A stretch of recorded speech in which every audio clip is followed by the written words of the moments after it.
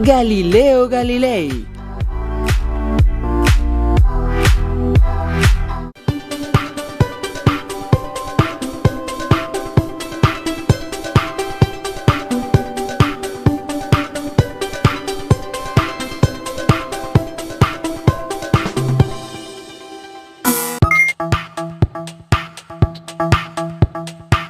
Bienvenidas y bienvenidos, estudiantes de segundo grado de secundaria.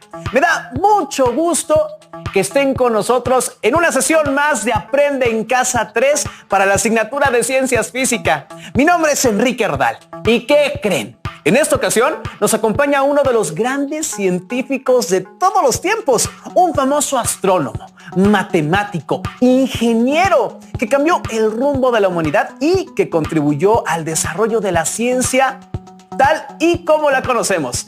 Estamos hablando del padre de la ciencia, mejor conocido como Galileo Galilei. Muchas gracias, Eminencia, por acompañarnos. Es de verdad un gran honor que nos regale un poco de su tiempo para conocer más acerca de su vida y, bueno, de todo el trabajo que desarrolló. Gracias a ustedes, pero por favor, no me diga Eminencia, diga Su Eminencia Don Galileo. No, non certo, è solamente Galileo. Es un piacere para mí estar aquí con ustedes el día de hoy, a través de esta tecnología, ¿cómo dice? ¿Telepática? Telemática, Galileo. Pero puede decirle videollamada. Vaya nombres tan extraños. Al fin, les envío cordial saludo a todas y aquellas y aquellos que nos siguen a distancia. Algo supe que están pasando por una pandemia, por lo que hago un llamado a tuta y a tutti a que hagan caso de la autoridad sanitaria para evitar riesgos y no enfermarse. Veo que por aquellos lares están enterados de nuestra situación. Ustedes que nos ven desde casa, no olviden usar cubrebocas, lavarse constantemente las manos y, si es posible, permanezcan en sus casas para que pronto lleguemos al semáforo verde y regresemos a nuestras escuelas. Recuerden, si te cuidas tú, nos cuidamos todos. Ahora sí, alumnas y alumnos, tengan a la mano su siempre confiable cuaderno, lápiz o bolígrafo para que tomen nota de lo que, a su consideración, claro, sean los aspectos más relevantes de la vida y obra de nuestro entrevistado. Si les surgen dudas sobre lo que se mencione, también anótenlas, es muy importante. Más tarde podrán investigarlas en libros especializados o en páginas de internet confiables. Galileo, ¿le parece si iniciamos la entrevista? Claro, a ver si me recuerdo algo. Hace 500 años que no estoy ahí, pero andiamo.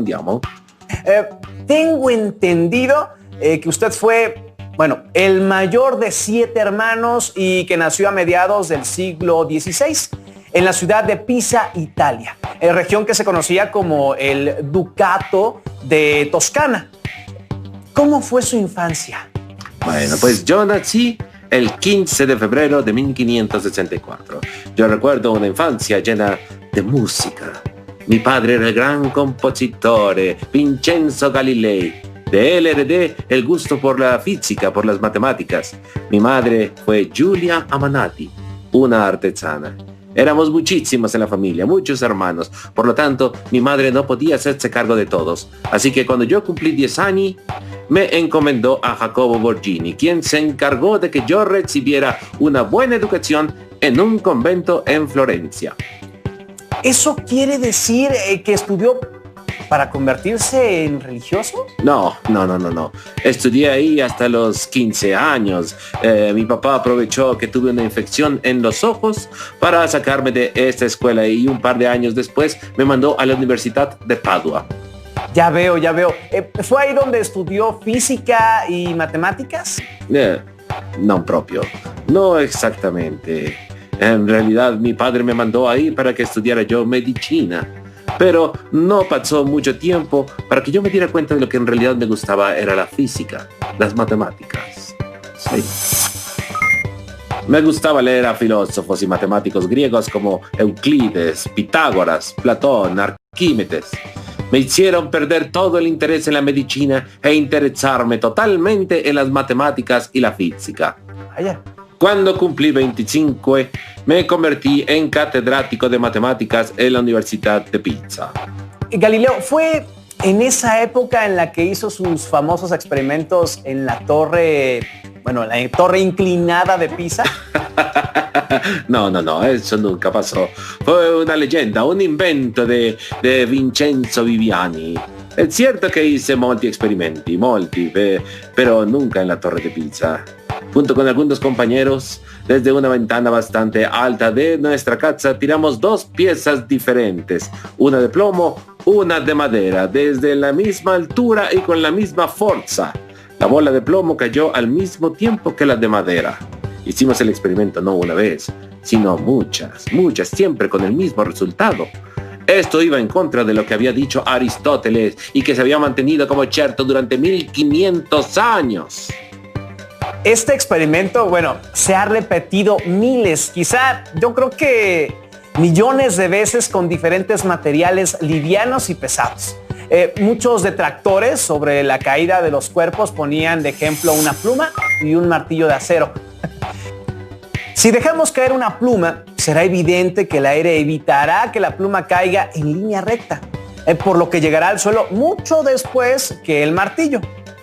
Una posible solución para comprobar que una pluma y un martillo caen al mismo tiempo, si es que caen desde la misma altura, sería colocarlos en una habitación sin aire. Lo que no resulta fácil y sería muy costoso.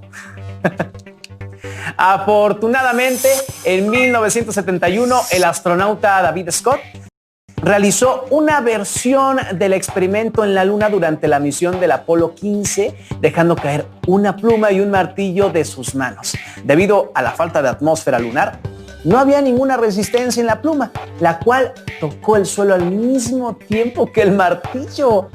¡Qué maravilla! No sabía que mis experimentos hubieran llegado hasta la Luna. Galileo, el resto de sus descubrimientos también los hizo mientras era profesor en la Universidad de Pisa. No. En Pisa solo estuve hasta 1591. Después me fui a la Universidad de Padua, donde trabajé por casi 19 años hasta 1610. En la Universidad de Padua me nombraron profesor de geometría, de mecánica y astronomía. Dado que la Inquisición no intervenía en las decisiones de la universidad, me sentía en casi libertad total para poder expresar mis ideas. Mientras estaba ahí, murió mi papá. Tuve que hacerme cargo del resto de mi familia. Económicamente no me iba tan bien, así que tuve que dar clases particulares, algo así como de regularización, para que vean que no es nuevo esto de que la gente no entiende las matemáticas. Lamento escuchar lo de su padre y lo de su situación económica, pero supongo que no todo fue tristeza en esa época, ¿o me equivoco? No, claro que no. Por ese tiempo conocí a Marina Gamba. Marina, era tan bella. Con ella tuve 3 hijos, Virginia, Livia y Vincenzo.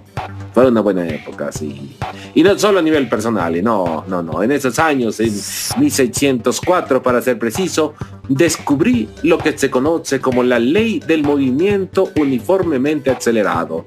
Observé una nova aparecer y desaparecer en el cielo. Demostré que los proyectiles trazaban una trayectoria parabólica, aunque debo decir que me faltó matemáticas para demostrar mi descubrimiento. También construí mi primer termoscopio, que no es más allá que un aparato que permite medir cualitativamente los cambios de temperatura. Y por último, estudié el comportamiento de los imanes. Cerca de 1609, comencé a observar el cielo con un nuevo dispositivo llamado el telescopio. ¡Vaya! ¿Podría contarnos cómo es que inventó el telescopio? Creo que eso es un malentendido. Yo no inventé el telescopio, pero sí lo mejoré. En mayo de 1609, un antiguo alumno mío me envió una carta contándome sobre la existencia de un telescopio que permitía ver los objetos lejanos. Ese aparato lo había fabricado Hans Lippershey en Holanda y con este telescopio se podían ver las estrellas que eran invisibles a simple vista. ¡Ja! ¿Te imaginas lo maravilloso que fue mirar el cielo por primera vez a través del telescopio? Yo mejoré el diseño del telescopio. Logré que aumentara 6 veces el tamaño de los objetos que se observaban, lo cual era el doble de lo que lograba el diseño original. Además de que la imagen ya no se veía de cabeza porque pude colocar una lente divergente en el ocular. Y confieso que en las mejoras a ese aparato me dieron un poco de fama, además de una pequeña fortuna, lo cual hizo que me librara de algunos problemas económicos que tenía, sí. Galileo vio lo que consideró montañas y cráteres, pruebas de que el satélite natural, la Luna, al igual que nuestro planeta, era un cuerpo rocoso y lleno de irregularidades en su superficie y no una esfera impecable hecha de éter como se sostenía en aquel entonces. Esas observaciones pusieron en entredicho las tesis aristotélicas tradicionales sobre la perfección del mundo celeste, que residía en la completa esfericidad de los astros. También pude observar Saturno. Noté que tenía una especie de apéndices extraños, parecidos a 2 asas. Según me contaron, medio siglo después de que observé este fenómeno, el matemático, físico y astrónomo holandés Christian Huygens descubrió que esas asas eran en realidad anillos. Pude observar Júpiter con mi telescopio, ahora de 8 aumentos, y vi que estaba rodeado de lunas y que constituía un sistema parecido a lo que debería ser el sistema solar. Observé lo que en un principio pensé que se trataba de 3 estrellas cercanas al planeta que formaban una línea que lo atravesaba. La segunda noche de observaciones noté que esos cuerpos parecían haberse movido en otra dirección. Noches después apareció una 4ª estrella y después de una semana de observaciones había visto que los 4 cuerpos celestes nunca abandonaban la vecindad de Júpiter y parecían moverse con él, cambiando su posición respecto a las otras estrellas y al planeta. Galileo determinó que lo que había estado observando no eran estrellas, sino satélites planetarios y publicó sus conclusiones en su obra titulada Sidereus Nuncius en marzo del mismo año. Galileo llamó originalmente a las lunas de Júpiter planetas medicianos, en honor de la familia Medici, y se refirió a ellas con los números 1, 2, 3 y 4. Ese sistema se emplearía durante 2 siglos hasta que se adoptó la denominación dada por el astrónomo alemán Simon Marius, Io, Calisto, Europa y Ganímedes. Las observaciones sobre los satélites de Júpiter y constatar que Venus pasa por fases similares a las de la Luna terrestre confirmaron la validez del sistema heliocéntrico de Copérnico, que defendía que la Tierra no es el centro del sistema solar. Eso me trajo algunos problemas. Mucha gente seguía creyendo que la luna, las estrellas, los planetas, hasta el sol giraban alrededor de la Tierra, pero mis observaciones me decían lo contrario. Esto también iba en contra de lo que decía Aristóteles y lo que pensaba la Iglesia Católica. Un año después de publicar mi libro Sidereus Nuncius, el que se convertiría en el Papa Urbano VIII, me recibió para que le diera a conocer todos mis descubrimientos astronómicos y finalmente el Colegio Romano confirmó que mis observaciones eran correctas. Sin embargo, no tocaron el tema de que todo giraba alrededor del Sol. Otro descubrimiento que refutaba la perfección de los cielos fue la observación de manchas en el Sol. ¿Puede contarnos un poco más sobre lo que pudo observar en el Sol? Realicé observaciones a principios de 1613 y pude concluir que el Sol tenía manchas. Algunos observadores sugerían que estas manchas eran planetas que pasaban frente al Sol, pero de ser cierta esa teoría, entonces esas manchas tendrían que tener la misma forma, el tamaño, pero yo pude observar cambios en tamaño y en la forma. Por un tiempo me hicieron llegar cartas diciéndome que esas manchas que yo observaba eran simplemente ilusiones ópticas o defectos en mi telescopio, en mis ojos, pero no eran reales. Yo observé los cambios en estas manchas por 18 meses, intentando determinar en dónde se ubicaban esas manchas, concluyendo que no estaban en el aire o cerca de la Tierra, sino que estaban ahí, en la superficie del Sol. Al comienzo, realicé mis observaciones viendo directamente al Sol, aprovechando cuando las nubes se interponían al disco solar, o en las mañanas o en los atardeceres, cuando la intensidad de la luminosidad solar se hacía soportable a la vista. Tristemente, esta práctica terminó por dejarme totalmente ciego hacia el final de mi existencia. De verdad, qué triste que sus ganas de conocer y explicar lo que sucedía con el Sol terminaran por cegarlo. Pues sí, pero antes de perder la vista por completo, pude seguir observando las maravillas del sistema solar y me dio tiempo de plasmar mis descubrimientos en obras que cambiaron la historia. Galileo, ¿puede contarnos sobre su siguiente obra llamada Diálogos sobre los dos máximos sistemas del mundo?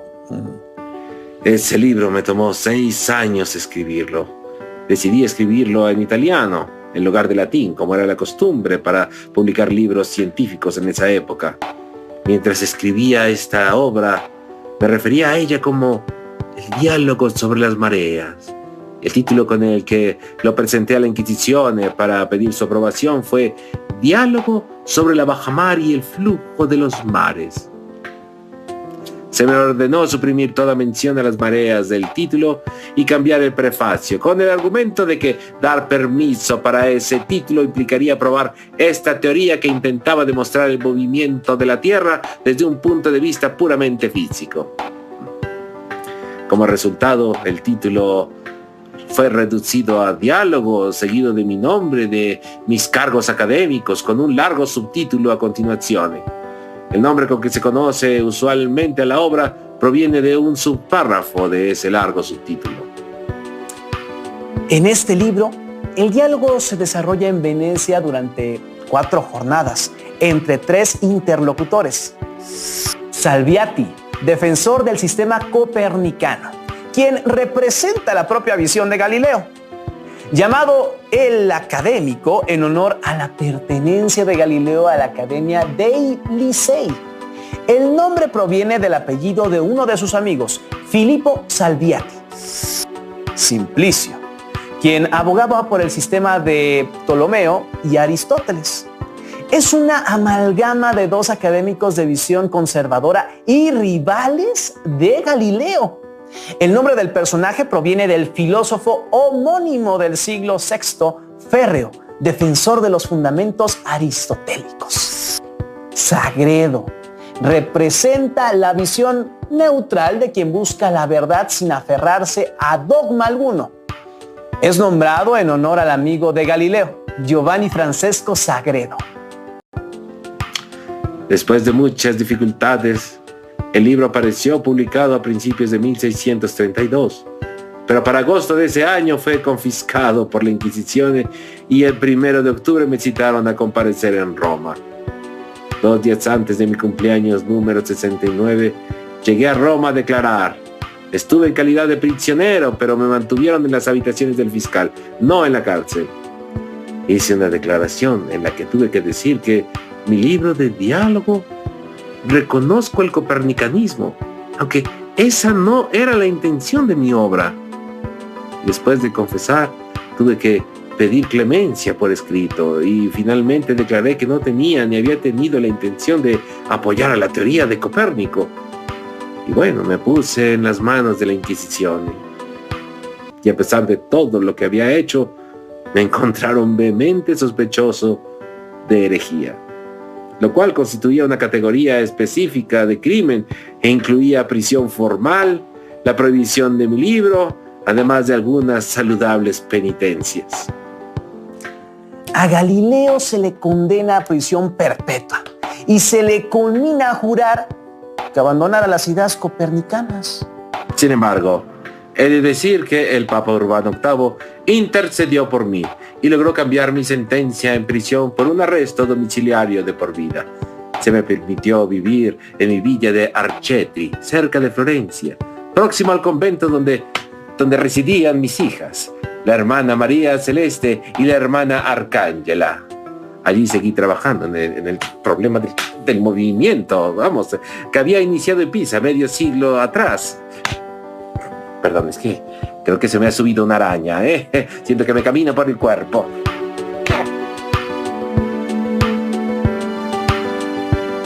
Creo que ya está. Sí, creo que le... ¡Oh! Y sin embargo, se mueve. ¡Ayuda! ¡Auxilio! Creo que debo ir a tomar un baño. ¡Hasta la próxima! Giuseppe Baretti, un escritor y crítico de la ilustración italiana, afirmó que después de la abjuración, Galileo dijo la famosa frase "Eppur si muove", y sin embargo, se mueve. Pero según se cree, es poco probable que Galileo pronunciara esa famosa frase en ese momento, ya que no se encontraba en situación de libertad. Y sin duda era desafiante hacerlo ante el tribunal de cardenales de la Inquisición. El texto de la sentencia fue difundido por doquier. La noticia llegó hasta Alemania y Bélgica. Muchos científicos de la época, entre ellos René Descartes, pensaron que Galileo era la víctima de una confabulación de los jesuitas. Galileo permaneció confinado en su casa de Florencia desde diciembre de 1633 hasta 1638. Allí recibe algunas visitas, lo que le permitió que alguna de sus obras en curso de redacción pudiera cruzar la frontera. Estos libros aparecieron en Estrasburgo y en París en traducción latina. El último libro que escribiría Galileo sería Discursos sobre dos nuevas ciencias. En él establece los fundamentos de la mecánica, que marca así el fin de la física aristotélica. Terminará este libro justo antes de perder la vista en el ojo derecho, el 4 de julio de 1637. En enero de 1638, Galileo pierde definitivamente la vista. Por aquel entonces, Dino Peri había recibido la autorización para vivir en casa de Galileo y asistirlo junto con el padre Abroghetti, que tomará nota de la sexta y última parte de los discursos. Esta parte no aparecerá hasta 1718. Galileo, entre tanto, recibe la autorización para instalarse cerca del mar en su casa de San Giorgio. Permanecerá allí hasta su muerte rodeado de sus discípulos, trabajando en la astronomía y otras ciencias. Unos días más tarde, el 8 de enero de 1642, Galileo muere en Arcetri, a la edad de 77 años. Su cuerpo es inhumado en Florencia el 9 de enero. Sus restos descansan en su mausoleo construido en su honor, dentro de la iglesia de la Santa Cruz de Florencia, Italia. Por todo lo anterior, la importancia de Galileo Galilei, sus descubrimientos y sus aportes se siguen sintiendo hasta nuestros días. Porque fue quien nos enseñó a ver las cosas desde otra perspectiva, como lo dice una de sus frases más célebres: donde los sentidos nos fallan, la razón debe intervenir. Y él lo hizo de tal manera que el mundo ya no fue el mismo. Esperamos que hayan disfrutado esta entrevista y les invito a reflexionar acerca de las circunstancias que rodearon la vida de este gran personaje. Agradecemos la compañía de Galileo Galilei y a todas y todos los que nos ven desde su casa. Les invitamos a que sigan los contenidos de Aprende en Casa. ¡Hasta luego!